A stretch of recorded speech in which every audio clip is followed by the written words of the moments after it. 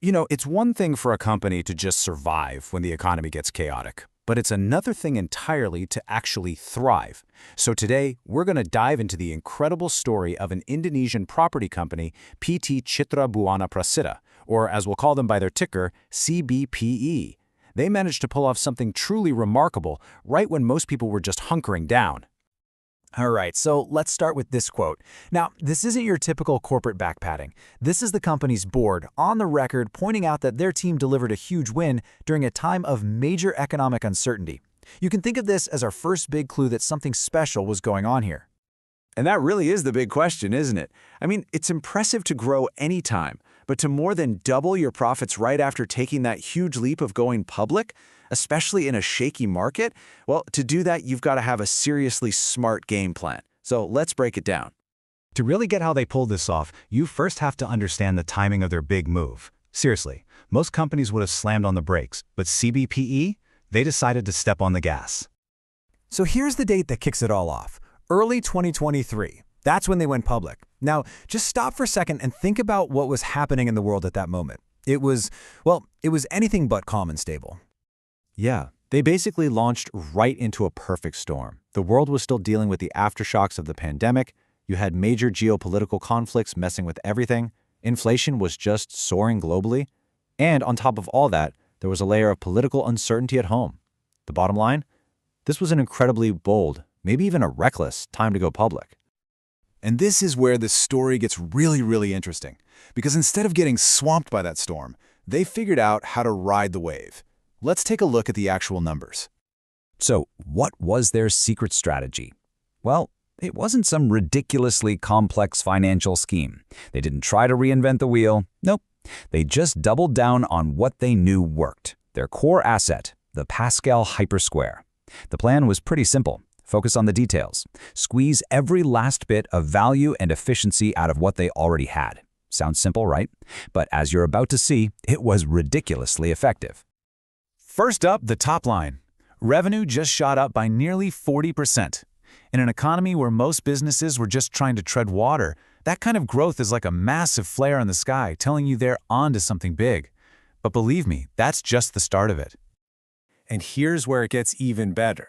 Their operating profit grew way faster than their revenue. This is proof positive that their focus on efficiency was paying off. They weren't just bringing in more money, they were actually becoming a leaner, smarter, more profitable machine. And here it is, the headline number.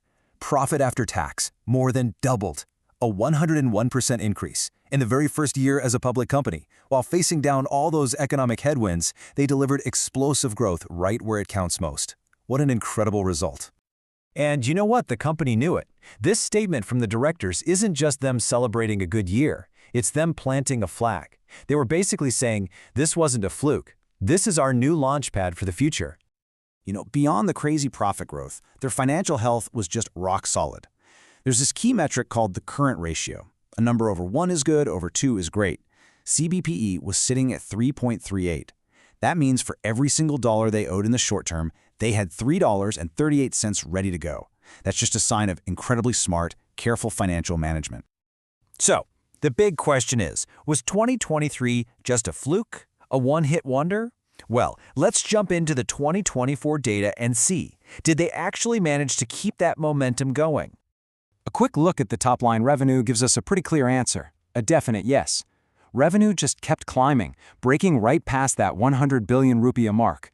The growth engine was clearly still fired up. Now this table right here, it tells a really fascinating story. Of course, that triple-digit profit growth from 2023 was never going to be sustainable. But just look at these 2024 numbers. Revenue up almost 20%, operating profit up nearly 29%, and net profit up almost 35%. These are seriously strong, healthy growth figures that prove 2023 wasn't some kind of anomaly. It was the real deal. All right, so with a proven track record and really strong financials in the bank, the company started to look beyond its own backyard. This is all about their strategic shift from just perfecting their core to really expanding their horizons. You can really see their whole journey laid out so clearly here. From starting their main project way back in 2005 to that game-changing IPO in 2023, and then these bold new moves. I mean, look at that jump in 2024. a huge leap into a totally new industry and a new part of the country. And here are the specifics of that leap. They jumped into the super competitive, but potentially very lucrative hospitality market in Bali. But at the same time, they didn't forget where they came from. They're also planning a whole new development back in Bandung to serve that local demand they know inside and out. It's a classic playbook, really. Diversify your risk while you strengthen your home base. So, what's the glue that holds all of this together? A smart strategy of efficiency and expansion was great, but what's the core philosophy that makes it last for the long haul? Well, they spell it out pretty clearly in their own reports. For them, the bedrock of this entire strategy is something called good corporate governance. Running the business in an ethical, transparent way isn't just about ticking boxes for them.